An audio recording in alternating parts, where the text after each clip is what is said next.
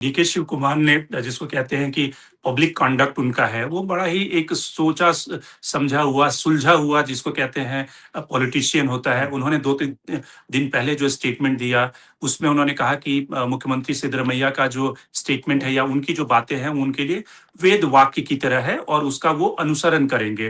तो इससे कहीं ये दिखता नहीं कि वो कोई रिवोल्ट करने वाली स्थिति में जा रहे हैं या जाएँगे। उन्हें लगता है कि पेशेंस बनाए रखेंगे और शायद वो इसलिए जो स्टेट प्रेसिडेंट का जो रोल है उसको निभाते हुए 2028 तक वेट करेंगे, क्योंकि अगर इस समय रिसफल हो जाता है और उन्हें वो गद्दी नहीं भी मिलती है, तब भी वो उस तरह का पेशेंस सिंधिया की तरह लूज़ नहीं करेंगे। सवाल डीके शिव कुमार का है, उनसे ज्यादा लॉयलिस्ट कांग्रेस को नहीं मिल सकता। मैं बड़ी जिम्मेदारी से ये शब्द कह रहा हूं।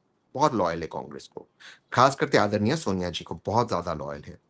लेकिन इसके बाद में एक दो चीज कहते फिर मैं 2028 की बात पे आऊंगा।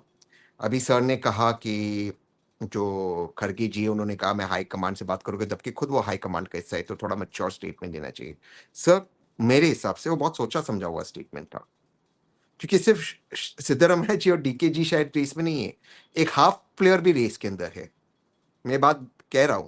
और जो आपने कहा सर कि कांग्रेस को एक डेवलपमेंटल मॉडल देश के सामने देना होगा, तो डेवलपमेंट मॉडल देना चाहिए। आए दिन आप आरएसएस के खिलाफ स्टेटमेंट दे दो, कैबिनेट मीटिंग खत्म हो जाए, सीएम उसके पहले बाइट दे जाकर कोई कोई बाइट दे दे, रोज अटेंशन लेने के लिए कर्नाटका के अंदर कोई कुछ कर ले, ये चीज भी रोकनी चाहिए। डिसिप्लिन होना चाहिए।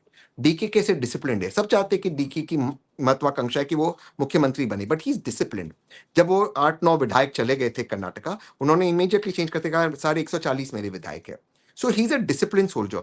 आप खुद सोचिए और आप लोग अनुमान लगाइए, मैं नाम नहीं ले रहा हूं, सबसे इनडिसिप्लिन कौन है और क्यों इनडिसिप्लिन कौन है? जब कैबिनेट खत्म होता है, सीएम के बाइट से पहले आकर बाइट की दे देता है। रोज आए दिन बिहार का चुनाव चल रहा है, आप आरएसएस के साथ झगड़ा कर रहे हैं। ये चीज मैं ये नहीं कह रहा कि RSS is not my ideological opponent. मेरे तो दादाजी को गोली लगी थी जब वो गांधी जी के साथ थे,